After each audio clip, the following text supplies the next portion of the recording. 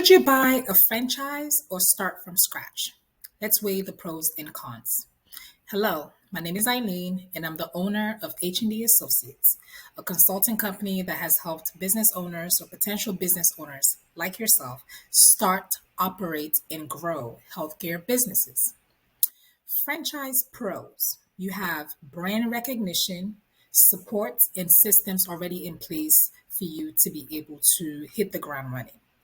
Franchise cons, you got high fees, limited autonomy.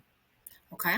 But when you start from scratch, the pros are you have full control, flexible branding, lower cost.